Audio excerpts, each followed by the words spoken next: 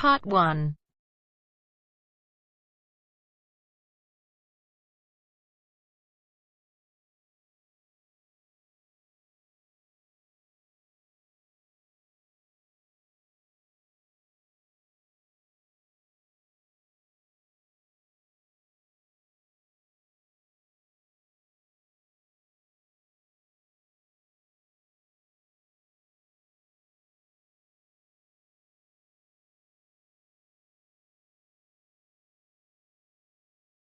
You will hear a telephone conversation between a receptionist who works at a house renting agency and a man.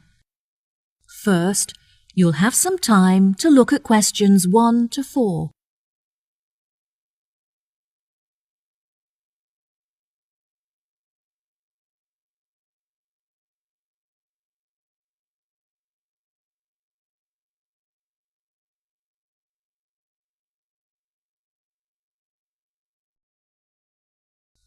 Now we shall begin. You should answer the questions as you listen, because you will not hear the recording a second time. Listen carefully and answer questions 1 to 4. Hello, how can I help you today? Yes, hello. I'm just phoning you as I have seen an advertisement on your website for a property that I'm interested in renting. If possible, I'd like to find out some more information before I organise a viewing. No problem at all. What is the address of the property that you'd like to inquire about? It's 21 North Avenue. OK, what is it that you'd like to know? First of all, I'd like to know what facilities the office has, as I need to make sure that it'll be suitable for my advertising company. I see. The office contains a large open-plan space with a wide frontage onto a busy street with lots of passers-by, so your business would have a really good street presence. There is also a toilet and newly refurbished kitchen equipped with a dishwasher and oven. Wow, that sounds great. I'd definitely like to register my interest. OK, perfect. I just need to take some details from you, if that's OK. What is your full name? Jonathan Smith. And what position do you hold in your company, Jonathan? Until recently I was sales manager. However, I've recently been promoted to regional manager, so I'll be in charge of running our new office. Can I ask where the office is located? Yes, of course. It's located downtown, just around the corner from Royal Square Shopping Centre. That's a bit too far out of the centre for my liking. I'd much prefer to be located in close proximity to the station. Do you have any property located in that vicinity? It would help me to narrow down the results if you could tell me how many employees you intend to have working in the office. Our branch is made up of 30 employees, and we'd like some extra space for meetings and presentations. Most average office spaces are around 8,000 square feet, but it sounds like you would need more space than that. I think that 10,000 square feet would be more suitable for your needs.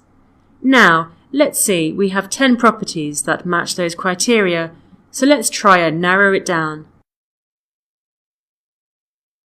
Before you hear the rest of the conversation, you have some time to look at questions 5 to 10.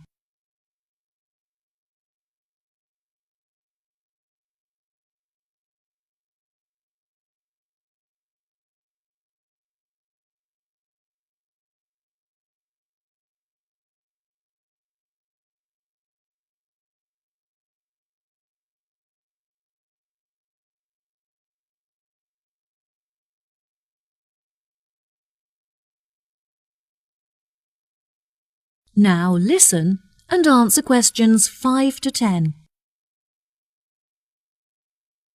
Do you have any other requirements? Well, we'll need access to the office 12 hours a day, but security should be 24-hour. We don't hold any money on the premises, but it's crucial that we protect our customer information against theft. OK, anything else?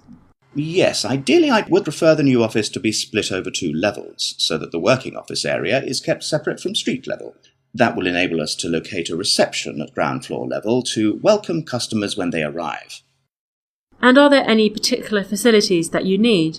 Our employees work very hard throughout the day, and I want to make sure that they're well nourished. It would therefore be ideal if I could provide them with a kitchen to cook hot meals at lunchtime. Would you want the kitchen to be located at first floor level with the office? No, I don't want the office to be filled with the smell of food. It would be better if the new office had a basement where we could locate the kitchen and staff room area to keep it at arm's length from the workspace. Okay, I have now narrowed the search to 2 available properties. Do you have any other requirements that could narrow our search down to 1 result? All of our office staff will be working at desktop computers, so I'll need the office to be equipped with at least 40 power sockets if possible. Anything else? Studies have shown that exercise is very important for maintaining happiness and healthy brain function. In an office environment, it's very difficult to get sufficient daily exercise, so it would be great if they had access to a nearby exercise area. One of the available offices is located next door to a gym. Would this be suitable? Yes, absolutely. A gym is exactly what I was thinking of. Brilliant. Do you need the office to be furnished? I don't think so. I already have some furniture, so I would prefer to bring this myself. That's no problem at all. And before I forget, we will definitely require Wi-Fi access, as much of our work and customer recruitment is carried out online. No problem. It sounds like the property will suit your needs perfectly. I've taken the liberty of booking you a viewing at 3 p.m. on Thursday, so you can see it for yourself. Is there anything else I can help you with today? No, I think that's all the information I need. Thanks very much for your help. No problem. It's been my pleasure to be of assistance. Goodbye. That is the end of part 1. You now have half a minute to check your answers.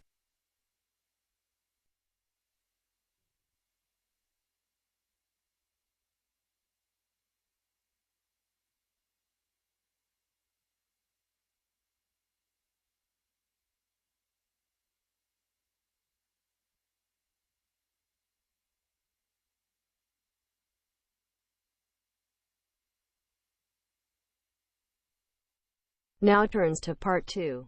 Part 2. Section 2.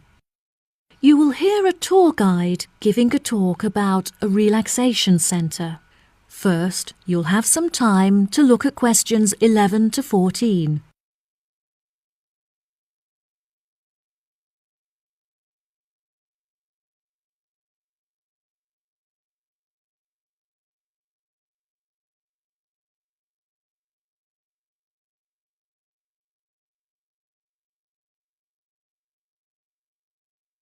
Now listen carefully and answer questions 11 to 14. Hello everyone, my name is Sally. Welcome to our globally renowned spa and relaxation centre here at Island View Estates. Before you all wander off and begin exploring the facilities, I'd like to go over a few things. Now, this year is a very special milestone for our beloved centre, as it is our 25th anniversary. I understand that this means you have all paid an increased price for your tickets, but I can promise that all of the events we have scheduled for your enjoyment will make the costs well worth it. I know that all of you have travelled a long distance to make it here to the centre of the New Forest, but it is thanks to its remoteness that our centre is such a beautiful place to relax.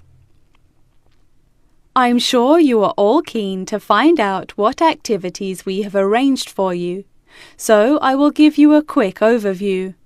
Tomorrow we have arranged for you all to participate in a yoga session for the duration of the morning, followed by a day of relaxation at the pool, where we have ample sun umbrellas to protect you from the sun. On Wednesday, we have organised a sightseeing hike through the forest, where you will be able to test your navigation skills and witness the wild ponies in their natural habitat. It's forecast to be sunny that day, but I recommend that you all bring rainproof clothes just in case. On your last day, we have a special surprise, a pony trek along the beach. We ask that you all wear full-length trousers and that all women have their hair tied up in a ponytail. Helmets are provided at the centre for those who would like to wear one. There are a couple of beautiful attractions here at the centre that you must all be sure to visit before you leave. The rose garden, located just at the corner of the property, is home to many indigenous species and is beautifully serene and peaceful, the perfect place to collect your thoughts or read a book. Our sunset boat ride has been the favorite attraction for many of our visitors. Simply hop aboard and relax whilst we sail you out into the open sea to witness one of the most beautiful spectacles that nature has to offer. Last, but certainly not least, is the freshwater pond, which serves as a watering hole of sorts. Some of you may even be lucky enough to spot our resident kingfishers, who are members of a very rare and endangered species.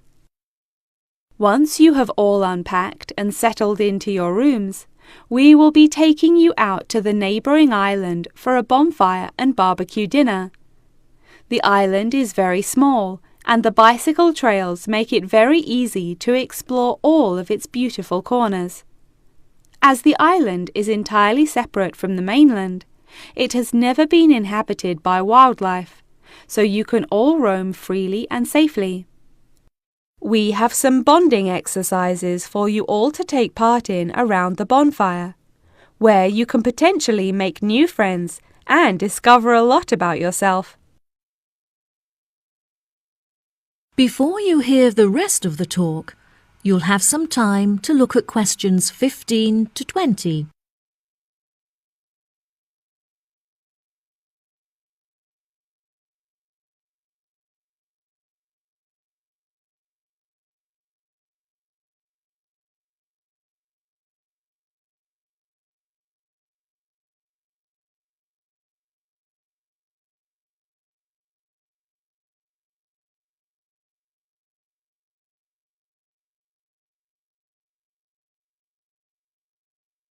Now listen and answer questions 15 to 20. Now, let me tell you a little bit about the facilities that the resort has to offer. For those of you keen on indulging in a little bit of retail therapy, just wander along to our tourist centre, where we have a wide selection of presents on sale at reasonable prices. If you are feeling more drawn to the natural surroundings and scenery, I recommend that you take a trek up the mountain, where you can enjoy the panoramic outlook from the peak. For a bit of cultural indulgence, why not pay a visit to our small on-site theatre, where you can enjoy watching a range of movies and check out some works by our resident street artists. Just a 10-minute walk down the road is the local art museum, where you can roam around the sculpture courtyard or admire the many artworks on display. Here at the resort, we are incredibly lucky to be located right next to a nature reserve, where many species of endangered wildlife live in the pond. Just on the bank is a small hut where visitors can observe the fish and birds in their natural habitat. Now, if any of you are interested in history, you have the very interesting opportunity to visit the ancient building at the south side of the grounds. The building is now a museum. However, it originally served as a jail for those charged with crimes of treason against the royal family. Well, that just about rounds it up. Now, if anyone has any questions? That is the end of part 2. You now have half a minute to check your answers.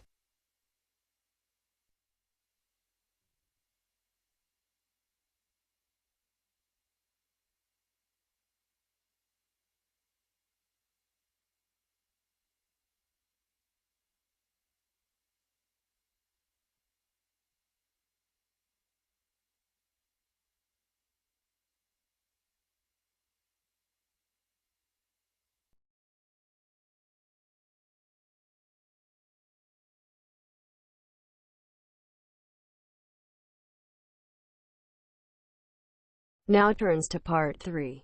Part 3. You will hear Lara and Tommy 2 students talking about their book club. First, you'll have some time to look at questions 21 to 24.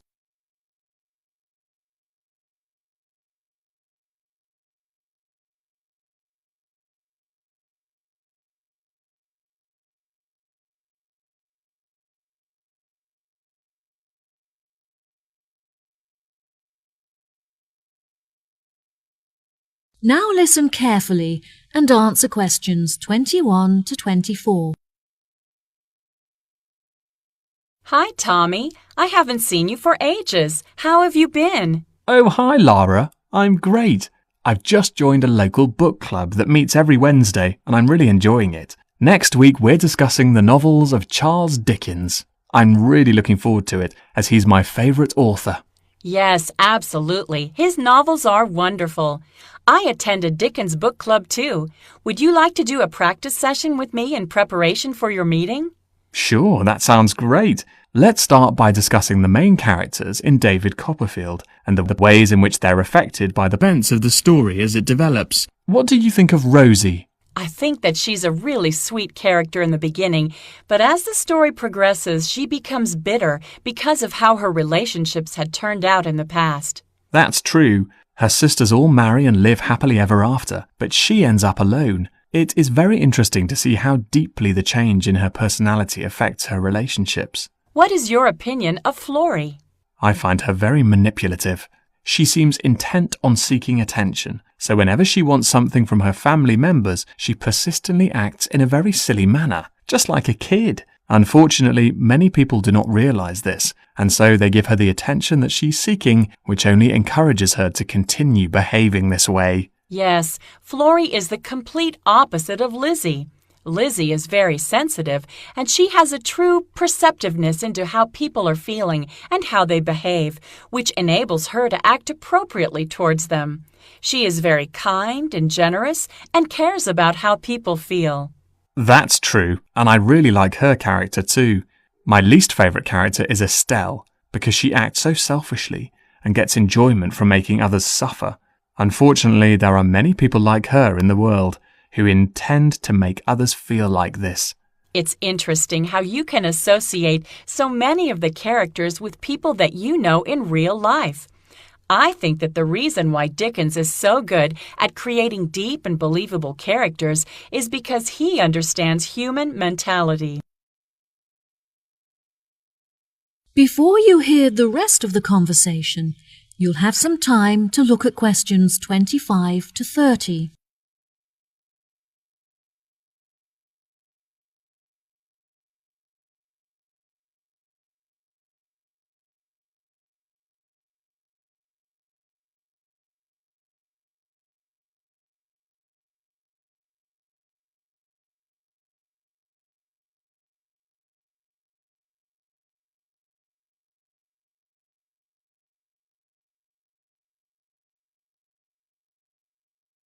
Now, listen and answer questions 25 to 30. Absolutely. What do you think of the literature lectures? I really look forward to them. They're the highlight of my week. The lecturer is usually late, but that gives you time to settle down and get organized before the lecture begins. Do you have a discussion period at the end? No, I don't think so. We're meant to, but since the lectures often begin late, this means that there is no time left for a conversation about the lecture. I think this is a real shame because it really helps you to gain a good understanding of the books when you hear other people's opinion of it. What about your lectures? My lecturers have very good organisation skills, so their lectures are well organised and packed full of information. They always leave enough time at the end for consideration, when everyone is really quiet and we reflect on the lecture in our own minds before we open up for discussion. This really helps you to gather your thoughts and absorb the information from the lecture. Oh, that sounds brilliant. Do you think there is anything that needs to be improved? My experience of the course overall is really brilliant, but I feel there are many improvements that could be made to it. The IT support staff are great, but there are just not enough computers available for the numbers of people that need to use them. Every time that I need to use a computer, I have to queue up for at least 15 minutes. I find that the librarians are really helpful and approachable. However, the equipment is just not good enough. Whenever I need to use the photocopying facilities, for example, most of the machines are really old and slow, which means that you have to wait for ages for them to work. It's really frustrating because I'm often stretched for time.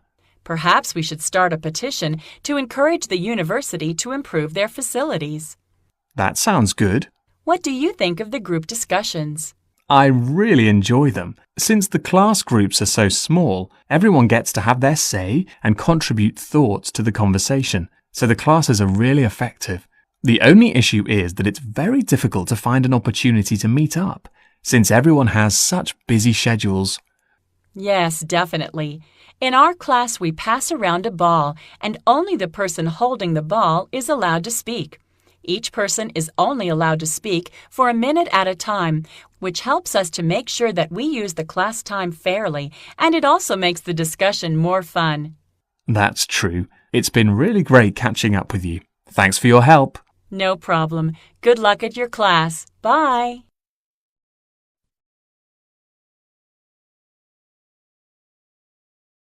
That is the end of part 3. You now have half a minute to check your answers.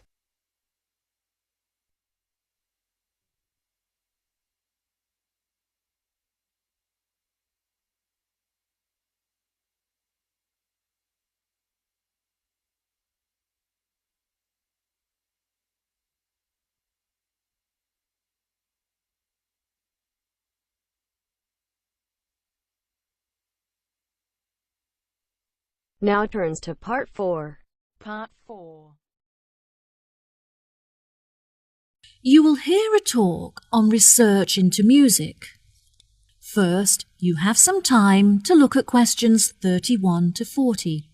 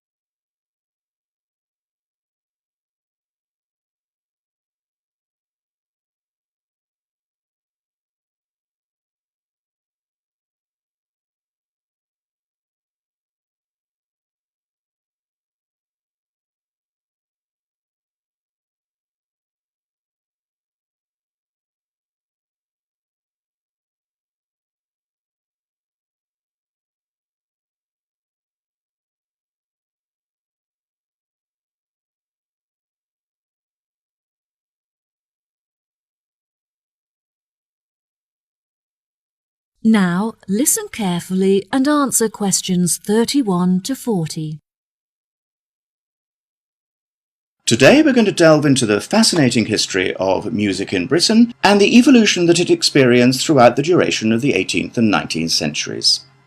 During the second half of the 18th century, Britain experienced an industrial revolution, during which its manufacturing industry underwent a major transition from hand production methods to the use of machinery. This sudden boom in the industry drew thousands of people into the cities, where they knew they'd be able to find jobs in the factories, working with or maintaining the machinery. This sudden influx of people into the cities did not just come from the surrounding countryside, but also from other poorer nations in search of a better life. Between 1800 and 1900, the population of England increased by 4 times. This mass immigration from different nations and areas of the country resulted in a variety of cultural influences meeting and mixing to form a new, more diverse culture. With this new culture came a new style of music. Prior to the Industrial Revolution, music had originally been written to reflect the hard, labour-intensive life in all kinds of industries when all work had to be done by hand. Most people resided in small rural communities where their lives revolved around farming. Life for the average person was difficult, as incomes were meagre, and malnourishment and disease were common. Despite the difference in nationalities of the people and the variety of musical genres, all of the music shared one common language, English. As many were unable to write, the songs were a means for the people to give voice to their experiences and feelings about their hard and laborious jobs. Most of the music written by the workers during this period has been lost as a result of illiteracy and the wear of time. Now, you may be asking yourselves how these small musical works were formed. The roots of most of these groups can mostly be traced back to the younger members of the working classes, who were perhaps rebelling against the inferiority of their living and working conditions compared to those of the upper classes.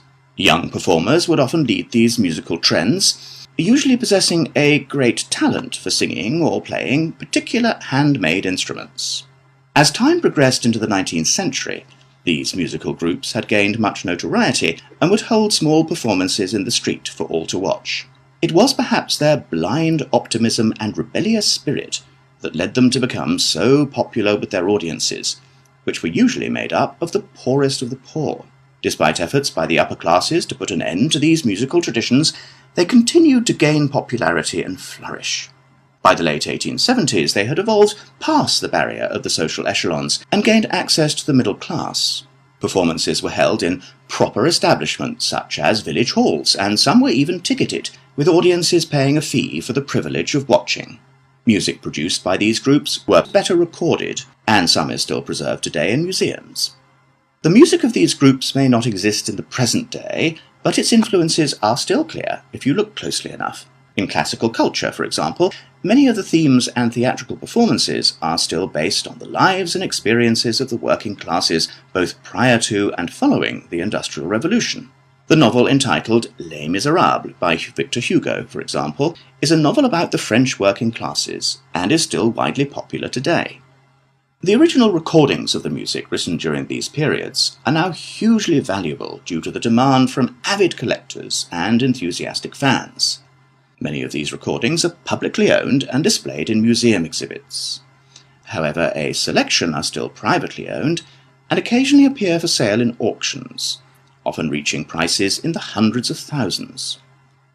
Well, that just about wraps the lecture up for today, so if anyone has any questions... That is the end of part 4. Section 4. You now have half a minute to check your answers. To check your answers.